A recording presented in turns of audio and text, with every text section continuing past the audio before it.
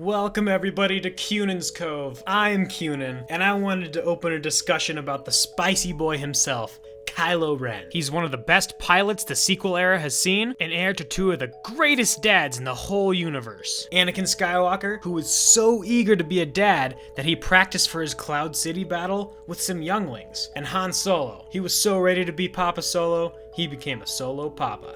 Oof. So with all this Rise of Skywalker hype going on, one question has been sitting in the back of my head. Where's Kylo Ren's character arc going to end up by the end of Rise of Skywalker? And as this question has been marinating in my head for the past few weeks, something dawned on me. The answer may lie within one of the greatest shows ever gifted to mankind, Avatar: The Last Airbender. But we'll get to that in a minute. Now in the last film, The Last Jedi, Kylo became tired of being the small and insignificant spicy boy, so he turned to his master, the Spice Lord, and split him in half. You'd think that this is the biggest moment of change for his character, but instead of going back to the light side and making actual progression, he chooses to fall back into what he's been trained to do by Snoke and becomes the Spice Lord himself, dubbing himself Spice Daddy. One common criticism of Kylo Ren's arc goes as follows. Well, hey, if they actually wanted his character to develop, then why did they just have him go back to the First Order? And it's true. It theoretically may have been more compelling if he made a decision that would push him into new territory. Character growth typically comes from characters treading new waters instead of sticking with what they're familiar with.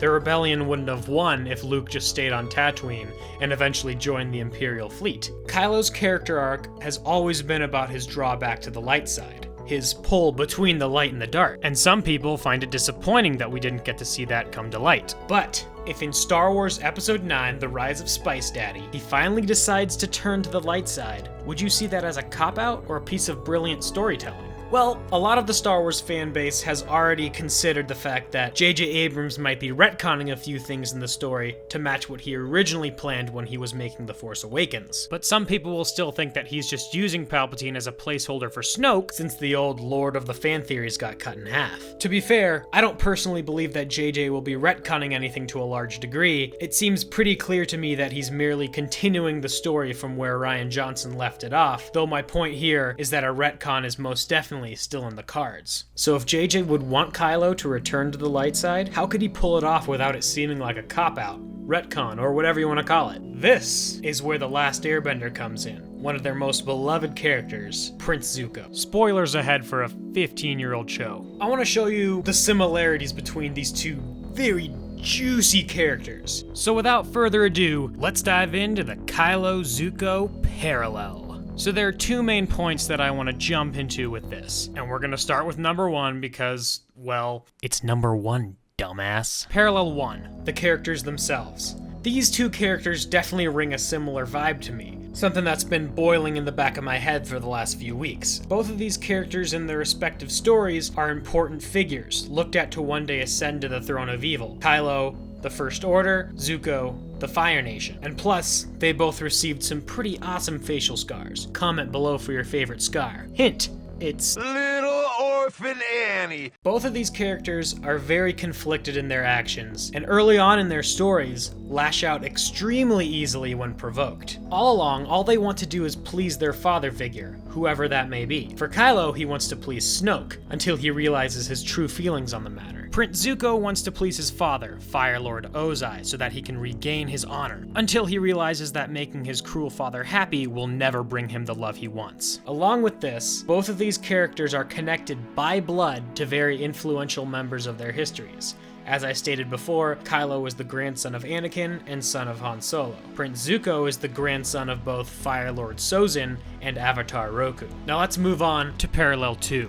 Mirroring story arcs. Let's look at some of these plot points that almost eerily match each other when comparing Zuko and Kylo Ren. Let's get into it. At the end of Book 1 for Zuko, and the end of The Force Awakens for Kylo, both of them find themselves with their archenemy out in the snow. The experience further sustains a hatred of their enemies. They see their enemies as the one thing keeping them from their true potential. For Zuko, his honor. He can only regain it by killing the Avatar and proving to his father, the Fire Lord, that he is a true man, and that he's worthy of returning home. For Kylo Ren, it's his equivalent status to Darth Vader. Snoke views him as just a child, even after he's killed his own father to prove his worth as the next Vader. Both these characters are just big babies, wrapped up in their big baby diapers trying to prove to their daddies that they're not babies. But later in their stories, once Zuko quote-unquote kills the Avatar, and once Kylo retrieves Rey and presents her to Snoke, both the Fire Lord and Snoke share one feeling towards their heirs: their faith is restored. And I am proudest of all of your most legendary accomplishment. You slayed the Avatar. Well done, my good and faithful apprentice. My faith in you is restored. Granted, these points don't line up perfectly. For Zuko, this happens in early Book 3, and for Kylo, this happens in The Last Jedi, but still, worth mentioning. This brings us to the second part of their stories. At the end of Book 2 for Zuko, and the end of The Last Jedi for Kylo, both of these characters have a chance to do what's right and join the good guys once and for all. But both Zuko and Kylo choose the easier option, the path they're most familiar with, the path of least resistance. Get it? Path of least resistance.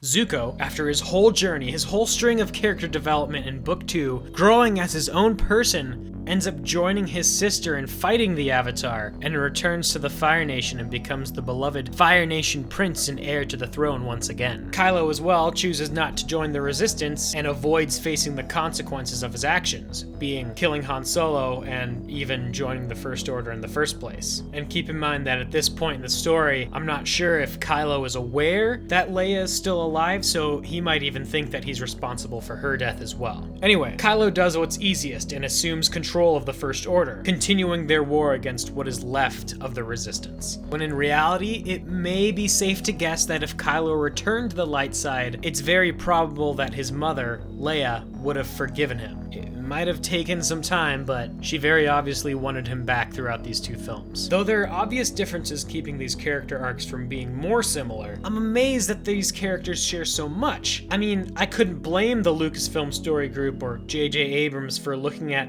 literally the best show ever made and use it as a template to create a compelling villain. So this brings us to the final question, the meat you've all been waiting for. Where will Kylo Ren end up at the end of Rise of Skywalker? Now, I could just not make this video and wait literally less than 2 months to see what happens in the movie, but this ain't no place for plebs. So let's look at Prince Zuko's arc in Book 3 and try and mirror it to see where Kylo Ren might end up by the end of Rise of Skywalker. Keep in mind that I'm not flat out trying to say this is what's going to happen. All I'm saying is that this is probable since we've seen it from a character before.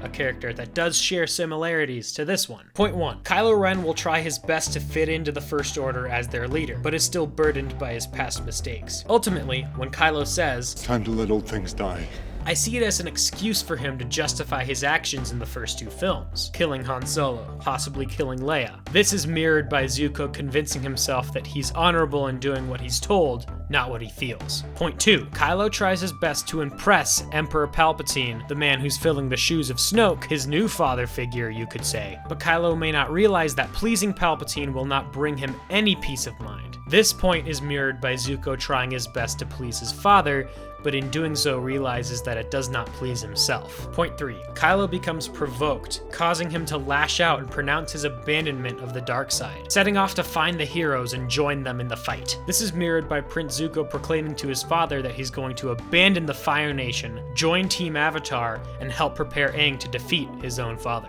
Point 4. Upon finding the good guys, they're hesitant to let him on board. Now here's where things get tricky. In The Last Airbender, Zuko is allowed on the team to teach Aang firebending, an essential skill required of Aang to defeat the Fire Lord. So if this trend is going to be followed exactly, or as close as it can be, Kylo may be brought into the group to show Rey the power of the dark side, as they both work together to find a balance in the Force, something that's been alluded to since the days of the prequels. This can be supported by the fact that Rey and Kylo are seen in the new trailer destroying what many say is Darth Vader's burnt helmet, together, though that scene could still be a fight scene. Point 5.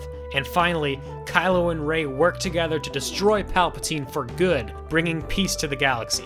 This is mirrored by Zuko and Team Avatar working together to bring peace to the world. Of all things, I think this parallel may be one of the most interesting ways to support the redemption of Kylo Ren. But in the end, there are a few things that could further support or debunk this theory. First off, it's important to remember that J.J. Abrams has said that he's not just ending the sequel trilogy, not just episodes 4 through 9, but the entire Skywalker saga. Rey and Kylo bringing balance to the Force ties in all the prequel talk of the Chosen One and balance in the Force. What would be a better way of demonstrating a balance in the Force other than Kylo and Rey representing the dark and the light, joining to defeat the true evil that's caused all the treachery over the past, 60 years, and form the future of a non-dogmatic Jedi culture? My second point, the one that might debunk the theory, is quite simple. Star Wars likes to have big ending battles, and if the ending to this is going to top the climactic end to Return of the Jedi, there needs to be a big ending.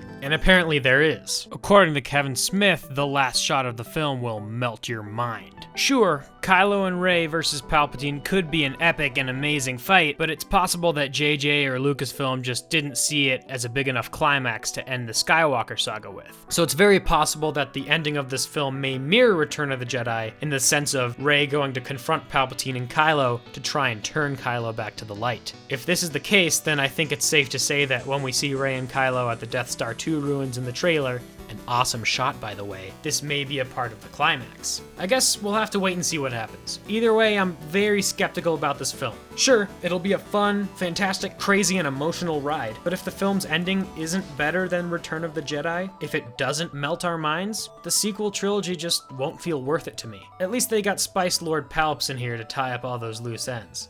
Isn't that right, Palpy?